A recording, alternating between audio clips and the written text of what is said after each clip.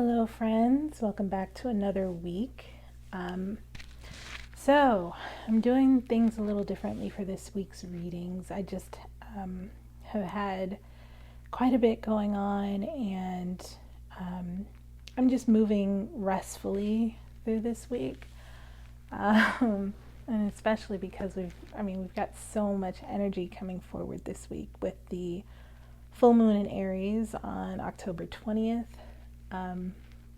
Which of course you see the card here, and I've already done a meditation, shuffle, and spread, and of course our guidance card that's out here is the moon card in reverse, so I'm kind of excited to see what that card means for us for this week.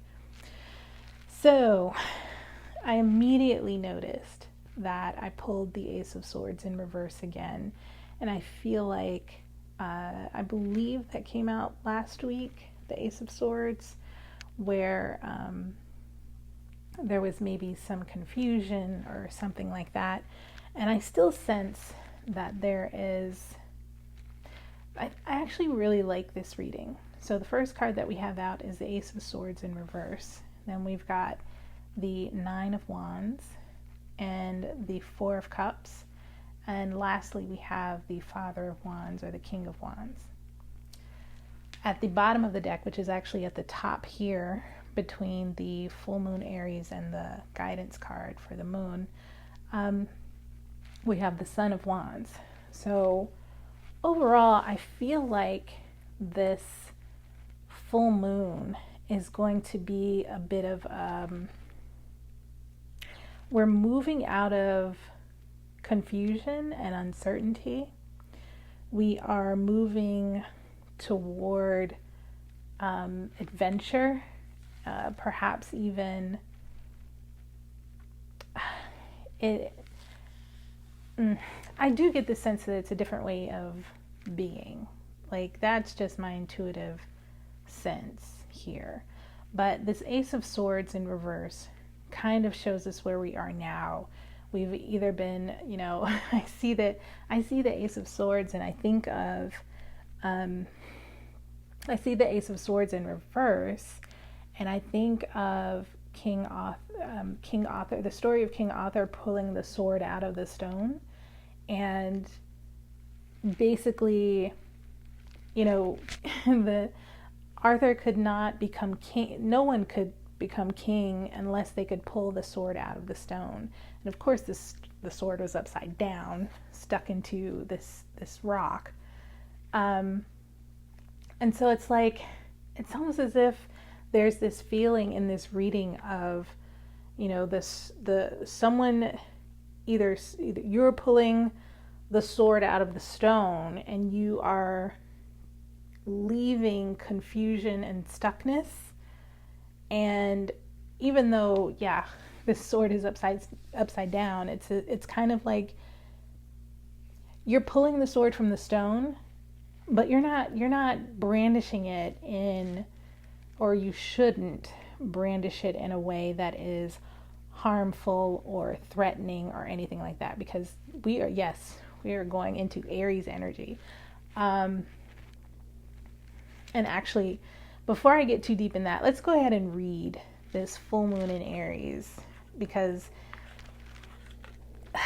the other thing that I sensed a little bit about this full moon this week, some of the energy this week, is that there was a bit of suddenness to some of the energy coming around this moon, a lot of sudden changes. And I know that I've felt this kind of a buildup of that energy, that same thing of, something happening very quickly. And, it's almost as if you sat so long in the waiting and the waiting and the waiting, and it's like, bam, something just switches, either in like your outer life, but mostly change comes from within. That's where it starts. It starts with us. So it could be some sort of a light bulb moment of letting go of something, or even accepting something, whatever that is for you and your path. Since I am not an astrologer, I will do a disclaimer and say that I'm not an astrologer. But I would look at either the last full moon in Aries, look at what was happening then, and maybe do like a review of what has happened since that last full moon in Aries. And when I find it out, I'll post it in the description of the video, and just do a mini review of what has gone on since the last full moon in Aries for you. Okay, so full moon in Aries, this Moonology deck card says a fiery climax approaches. So let's go ahead and read the full meaning of the card. Okay, it's time to see if you've been a little bit too much me. There's a tug of war going on between what you want and what someone else wants, but you'll have to wait a little while to see what's going to happen next. As you wait, ask yourself if you've been handling the situation as sensitively as you could have done. If you know deep down that you've been a little rash or harsh, gone too fast, or overstepped the mark, then accept that on some level you've created the situation yourself, which means you can create your way out of it too. When this card comes up, a peak is coming, and it could be fiery.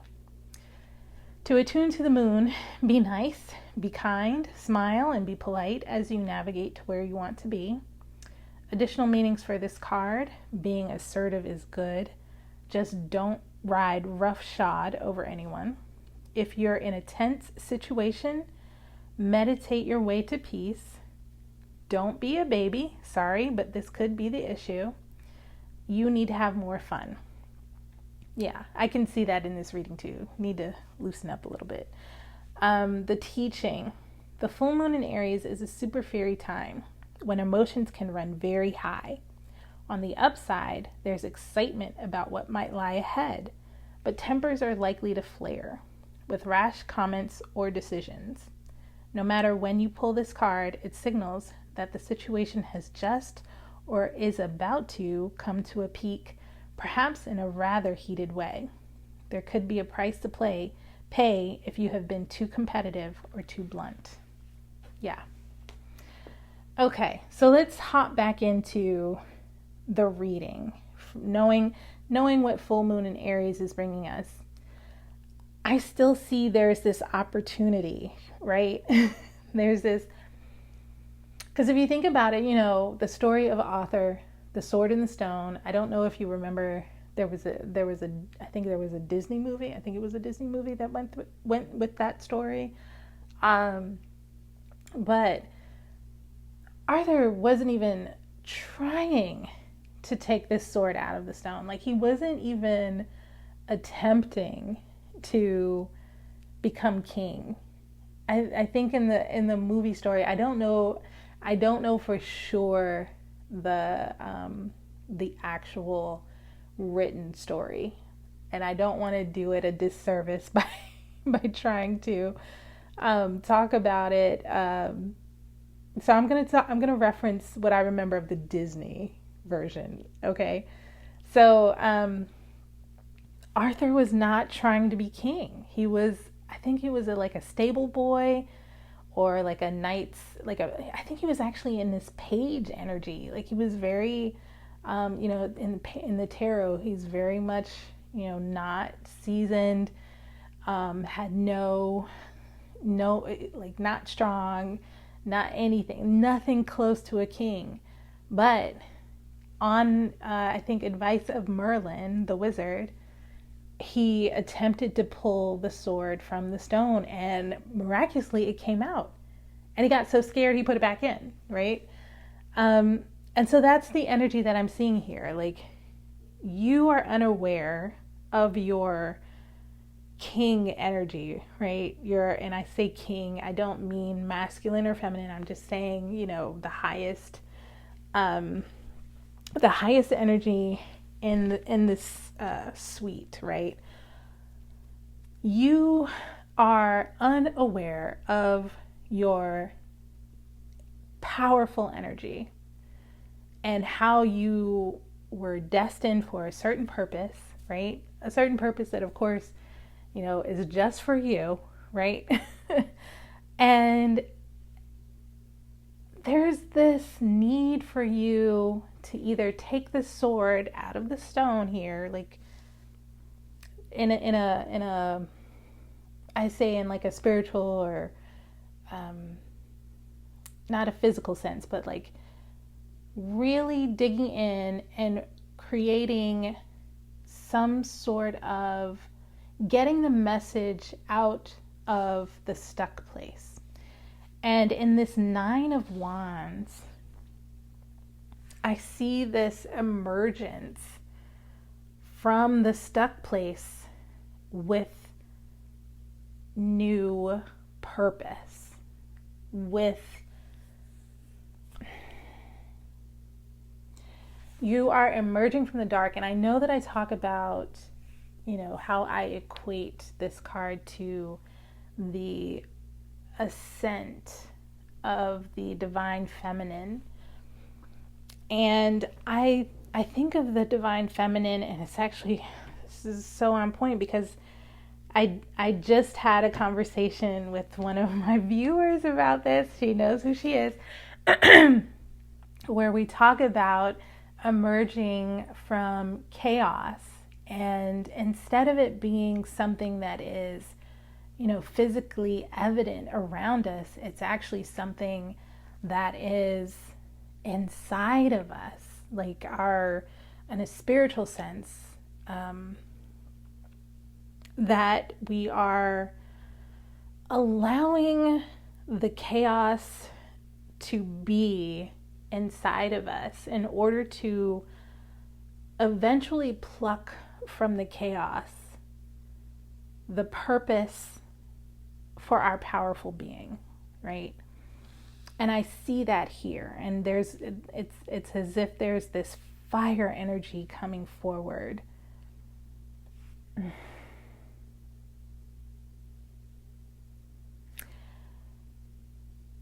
And the thing is that once we do that, right, some things that we've invested in, like some things that we've emotionally invested in, I'm not talking about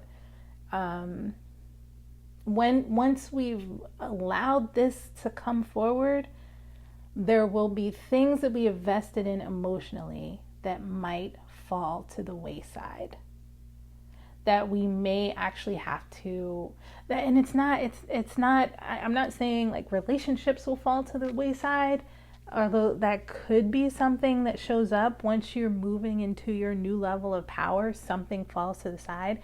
But it could be, even if you think about it, it could be parts of how you relate to yourself that were either non-supportive or falling away. It's a sign of maturing, right?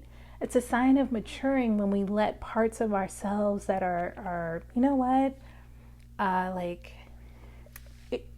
me see if I can, I'm trying to pull down from my memory bank an example. So for me, let's see. There was a time, I think I may have already mentioned, I had a group of, well, it was just, the first time around, it was just me and my friend. We did this book. We went through this book called Calling in the One. And it was about finding your soulmate, right? And through the process of going through that book, with my friend, we decided to do this together because we both wanted to find, in a certain way, find love in our lives, right? And through going through that book, it wasn't so much like, oh yeah, I'm going to blame this and blame that, like everything outside. It was actually starting to look at the parts of the self, be it stuff that was unconscious or subconscious, or things that I unknowingly carried with me all through all these, relationships or things like that.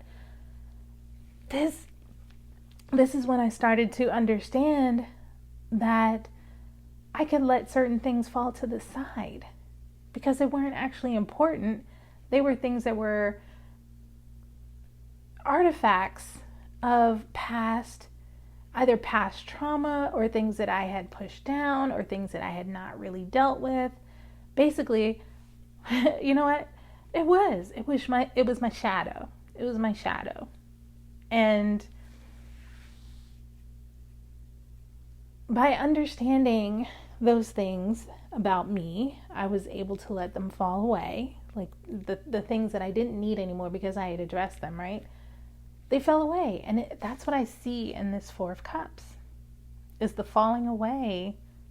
Or even, I know this card is sometimes about rejection, but for me it's about what I see here. It is letting go of the things, or even doing shadow work.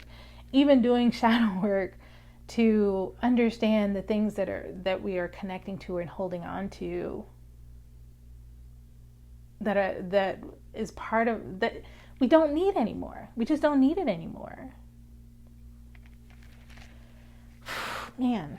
And I'm wondering how I'm seeing adventure in all this, but I don't know about you all, but for me, understanding myself and my own power and all that kind of stuff, that is one of the greatest adventures of life.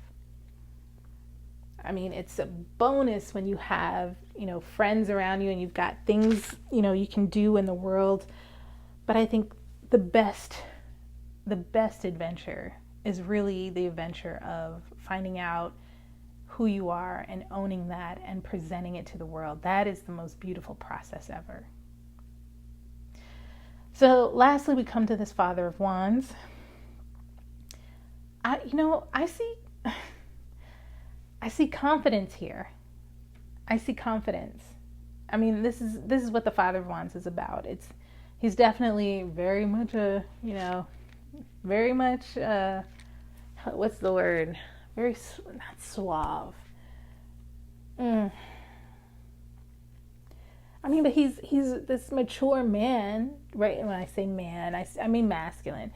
It's this mature masculine energy. And of course, this is also, when we look at wands anyway, we're looking at fire signs, and we're also definitely in this full moon in Aries, and Aries is definitely a fire sign. So Father of Wands is, this is confidence. Now, I would be careful this week, because if you are closing in on that power of yours and you've let some stuff fall to the wayside, it's very easy to get into this Father of Wands energy and be a little bit cocky. So I would just caution you to I don't want to say dial it down, but contain it just for yourself. Like, enjoy this for yourself and let your confidence be noted. You enjoy your confidence, but let it be noted by other people without you having to say a word. I think that's the best. I think that's the best way of doing this. And of course, the Son of Wands on the bottom of the deck here. Yeah, that's why I see that it's like someone said it really eloquently before, but it's kind of like a contained power. Someone said it better than that, but I can't remember the words. But yeah, it's like a contained power. Like, you contain it, you own it, you have it, but you don't have to flaunt it. People will recognize it when it needs to be recognized. But you knowing that you have that is the real confidence. That you knowing that you have your power, that you have your own sense of self, that you've allowed the things that needed to fall away, the certain, many relationships that you have in your own spirit, things that you've held on to because, that was that was what, your child self, or your inner father or your inner mother, those little things kind of held on to certain little things here and there. And it's like, those parts of the self are allowed to develop. They're allowed to grow. They're allowed to mature and move forward, so you can move forward spiritually and emotionally, right? And if what I'm saying doesn't make sense, I'm very happy to schedule like a shadow work meditative session, or even just to talk. It's all good. So let's finish this reading out with some guidance from this moon card in reverse, because I'm very interested to see how that fits in this reading. So the moon card in reverse, this is the 37 card. If we add 3 and 7 together, we get 10. So it's very interesting to see this, because I think of 10 as a kind of like a completion number. We've come to another cycle, and it's funny because, too, we've got the astrological calendar begins with the sign of Aries, and so now we're in a full moon in Aries. Let's see what this moon in reverse card wants us to know. What kind of guidance is being given here? Okay, let's see. Okay, the essence. Every 28 days, the moon manifests a steady progression from darkness to light and then back again. This phenomenon in our skies has a powerful impact on our human psyches. It offers us the certainty that after periods of emptiness and darkness, there is a light waiting, so we can be reborn into a new phase. This calls to mind a native African prayer to the moon. May our lives be renewed as yours is. The moon also has a strong influence on the ebb and flow of waters on the earth. This same power, in turn, affects human feelings and emotions and mirrors their rising from or hiding back into the unconscious. Okay, so since this card is in the reverse, I'm going to read the medicine for this card. The medicine. This card calls you to go on a journey of renewal, just like the moon does every month, so you can get unstuck. Whether from a specific unstuck, pulling the sword from the stone. Okay, so you can get unstuck, whether from a specific situation or life in general. For this, you need to make time to be with yourself without the distractions of modern society, and have the courage to look at the unwanted or unembraced parts of your being until you arrive at a place of resolution. Wow, yes. Shadow work. Shamanic lore explains that the finest treasures of humanity are hidden where people are most afraid to go. Ooh. Wow. Okay, friends. Wow, I really don't have anything else to say about that. It's wow. I'm blown away by the reading. I'm sorry that I couldn't get it on video the way that I wanted. And actually, I know I do owe a mid-monthly check-in, but there was something that was waiting to happen last week that would give me the cue to go do that mid-monthly, but something didn't happen. So I'm kind of feeling like there was a shift in some kind of a shift in energy there.